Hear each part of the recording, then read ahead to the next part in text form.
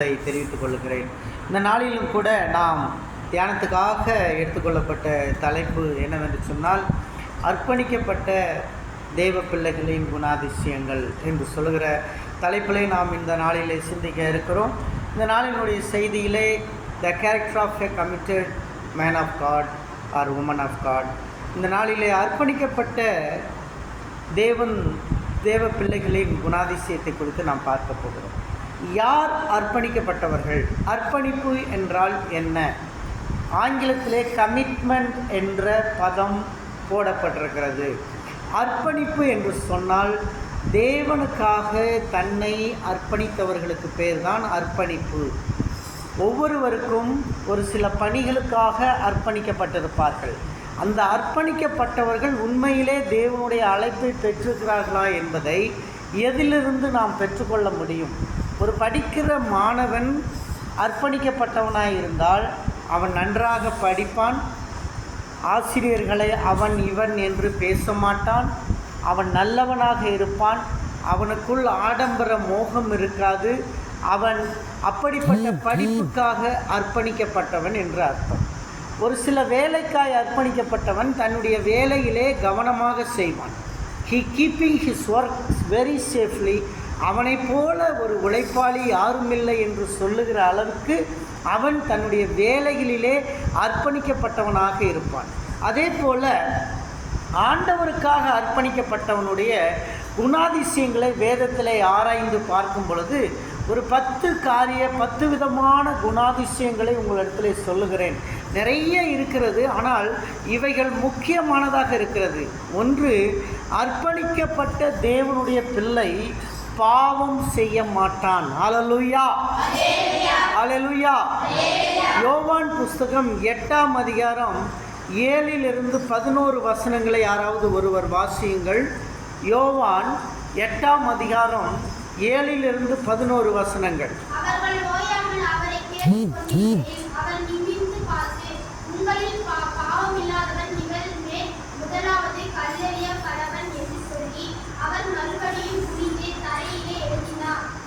அவர்கள் அதை கேட்டு தங்கள் மனசாட்சியினால் கடிந்து கொள்ளப்பட்டு பெரியோர் முதல் சிறியோர் வரைக்கும் ஒவ்வொருவராய் போய் விட்டார்கள்.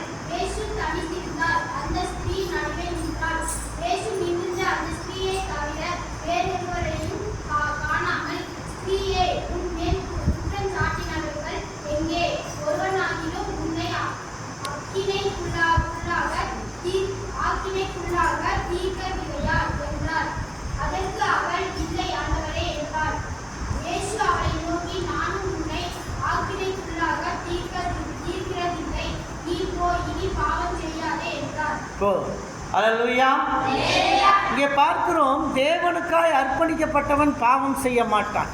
அதற்கு உதாரணம் யோசேப்பு என்ன செஞ்சான் அப்படின்னா, அவனுக்கு அந்த மாதிரி ஒரு சூழ்நிலை வந்த பொழுது அதை விட்டு விலகி வந்ததை நாம் பார்க்கிறோம். அல்லேலூயா.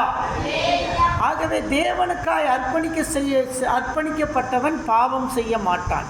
இந்த சம்பவத்தில் பார்க்குறோம், ஒரு பெண்ணை விபச்சாரத்தில் பிடிச்சு கையும் களவுமாக பிடிச்சிட்டாங்க. அந்த பெண்ணை கொண்டு வந்து நிறுத்துகிறார்கள். விபச்சாரத்தில் இவளை கையும் களவுமாக பிடித்தோம் என்று சொல்லுகிறார்கள். இயேசு அதை பார்க்கிறார், அந்த கூட்டத்தை பார்க்கிறார், மக்களை பார்த்துவிட்டு சொல்லுகிறார், உங்களில் பாவம் செய்யாதவன் இவள் மீது முதலில் கல்லெறியட்டும் என்று சொன்ன பொழுது ஒருத்தன் கூட கல்லெறியவில்லை. காரணம், அங்கிருந்த எல்லாரும் பாவிகளாக இருந்திருக்கிறார். எல்லாரும் பாவம் செய்திருக்கிறார். ஒருவேளை அந்த பெண்ணோடு கூட பாவம் செய்திருக்கலாம். இவர்கள் எல்லா ஆண்களும் செய்திருக்கலாம். ஒரு ஆம்பளைனாலேயே கல்லெடுத்து அடிக்க முடியல. அந்த அளவுக்கு யோக்கியது இல்லாத மனிதர்கள் தான் ஒரு பெண்ணை குற்றப்படுத்தி அவள் பாவி என்று குற்றவாளியாக அவளை கொண்டு வந்து நிறுத்துகிறதை நாம் பார்க்கிறோம். ஆகவே அர்ப்பணிக்கப்பட்ட தேவனுடைய பிள்ளை யாரையும் குற்றப்படுத்தாது. ஒருவரும் பாவம் செய்யாமல் அது வாழ்வதற்கு பார்க்கும். இன்றைக்கு நீங்கள் பரிசுத்தமாய் வாழ்வீர்கள் என்று சொன்னால் நீங்கள் அர்ப்பணிக்கப்பட்ட தேவனுடைய பிள்ளைகளாக இருக்கிறீர்கள். அல்லேலூயா, அல்லேலூயா. அடுத்ததாக, இந்த அர்ப்பணிக்கப்பட்ட தேவனுடைய பிள்ளை தேவனை தேடுகிறவர்களாக இருப்பார்கள். அர்ப்பணிக்கப்பட்டவர்கள் என்ன செய்வாங்க? தேவனை தேடுவார்கள். They are seeking God always. தேவனை தேடுவார்கள். யாக்கோபு 4ஆம் அதிகாரம் 8வது வசனத்தை வாசியுங்கள். யாக்கோபு 4:8. தேவனிடத்தில் சேருங்கள், அப்பொழுது அவர் உங்களிடத்தில் சேருவார். பாவிகளே, உங்கள் கைகளை சுத்திகரியுங்கள், திருமணம் உள்ளவர்களே, உங்கள் இதயங்களை பரிசுத்தமாக்குங்கள். இங்கே பாருங்கள், தேவனை தேடுகிறவர்கள், தேவனை தேடுகிறவர்கள் அனுதினமும் தேவனை தேட வேண்டும். ஆண்டவராகிய இயேசு கிறிஸ்து அதிகாலை இருட்டோடு எழுந்தரித்து அவர் மலையின் மேல் போய் தேவனை தேடினார். ஹல்லேலூயா, ஹல்லேலூயா.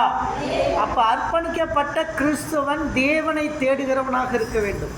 அவன் நடந்தாலும் அந்த சிந்தனையிலே நடக்க வேண்டும்.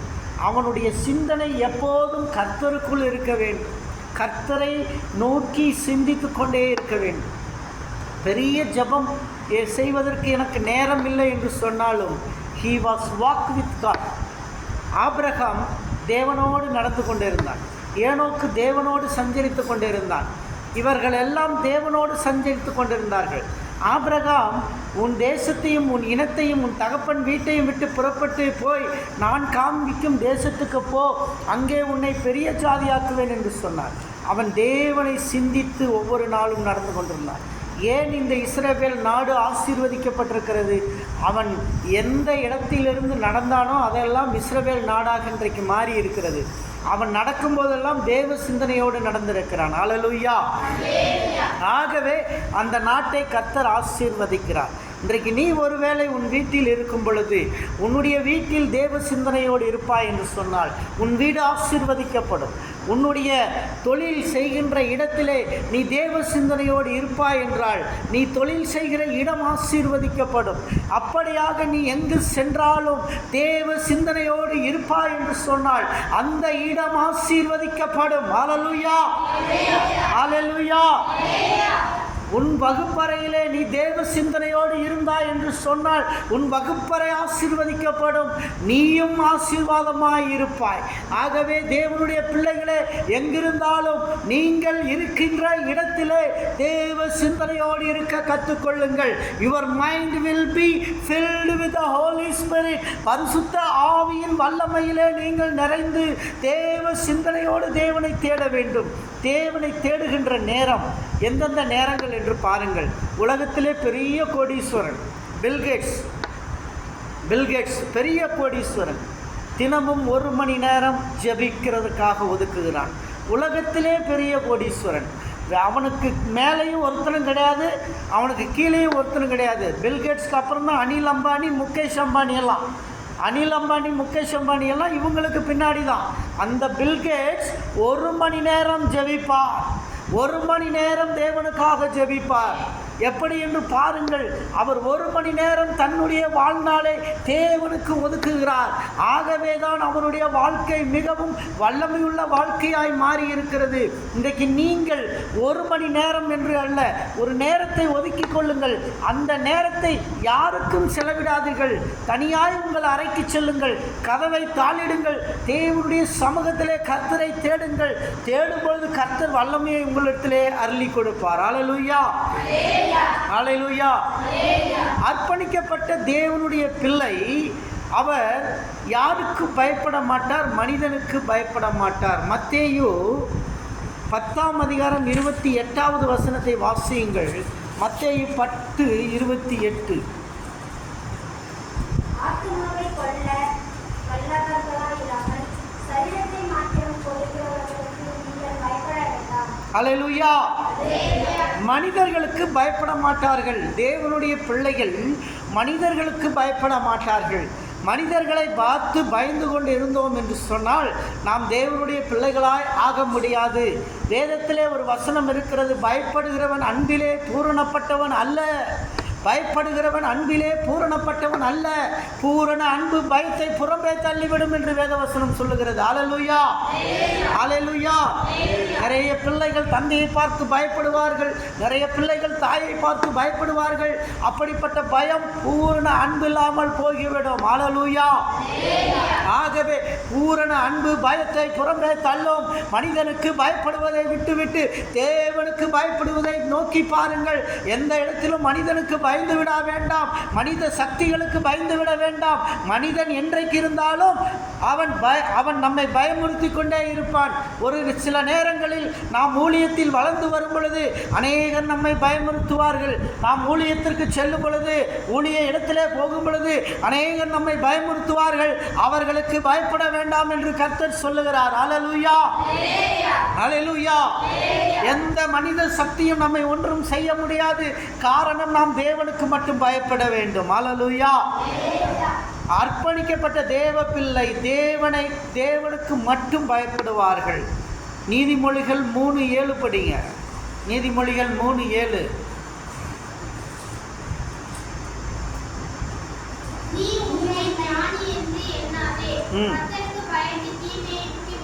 கர்த்தருக்கு பயந்து தீமையை விட்டு விலகு.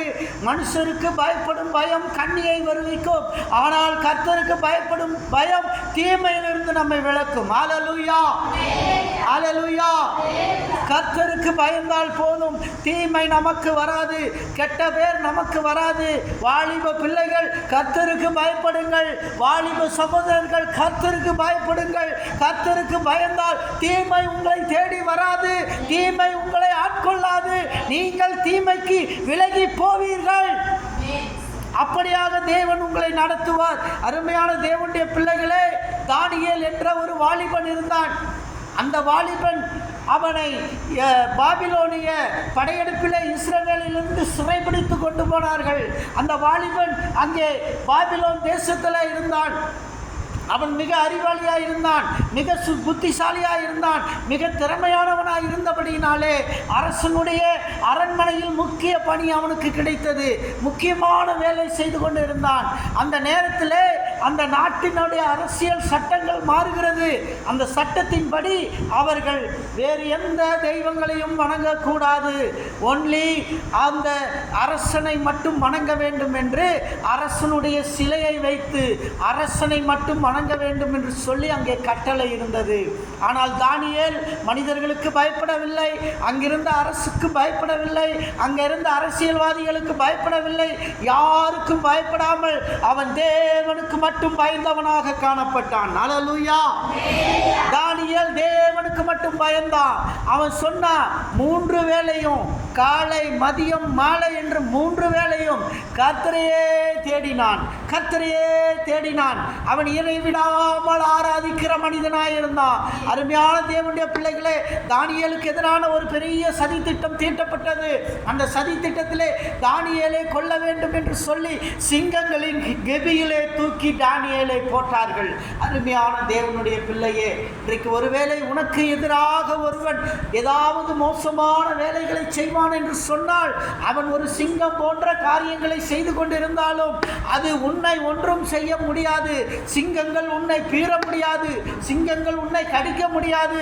சிங்கங்களின் வாயை கட்டிய என் தேவதூதனை அனுப்பி கர்த்தர் கட்டுகிறார். அல்லேலூயா. இன்னைக்கு உங்களுக்கு எதிராய் வருகின்ற எல்லா நாவுகளையும் தேவன் கட்டுகிறார். எல்லா டங்கா பிடாரியான வார்த்தைகளை தேவன் கட்டி போடுகிறார். அருமையான தேவனுடைய பிள்ளைகளே, சிங்கத்தின் கெபியிலே அவனை தூக்கி போட்டார்கள். நீ சிங்கத்தின் கெபியிலே போட்டாலும் அங்கேயும் கர்த்தர் இருக்கிறார் என்பதை மறந்து விடாதே. அருமையான தேவனுடைய பிள்ளையே, அநேக நேரங்களில் சிங்கங்களின் கெபியை போன்ற பிரச்சனைகளை நீங்கள் சந்திக்க நேரிடும். எல்லாரும் உங்களுக்கு எதிராக நிற்கலாம். அப்படிப்பட்ட எதிரான சூழ்நிலைகள் வரும் பொழுது கர்த்தரிடத்திலே நீங்கள் நம்பிக்கை உள்ளவர்களாய், கர்த்தருக்கு மட்டும் பயப்படுகிற பிள்ளையாய் தானியேலை போல இருக்க வேண்டும்.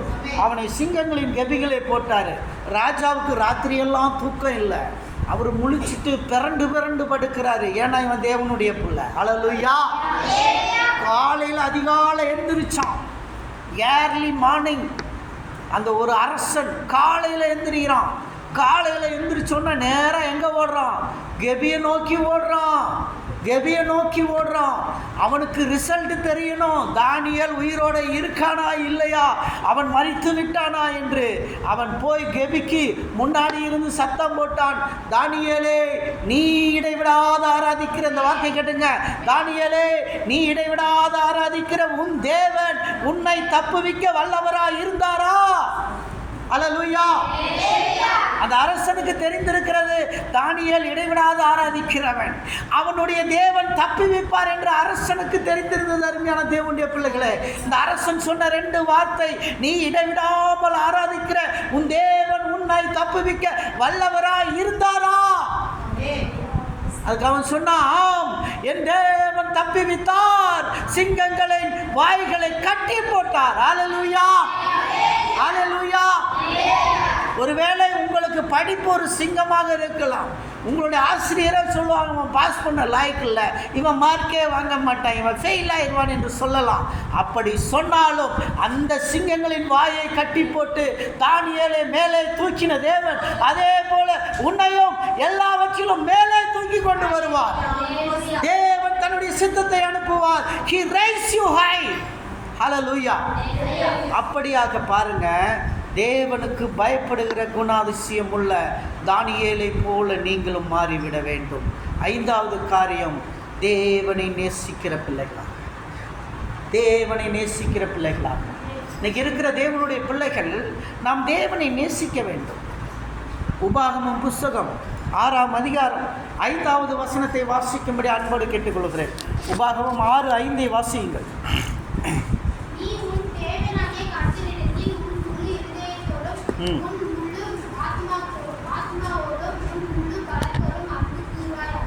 இங்க பாருங்க, நீ உன் தேவனுடைய, மறுபடி படிங்க,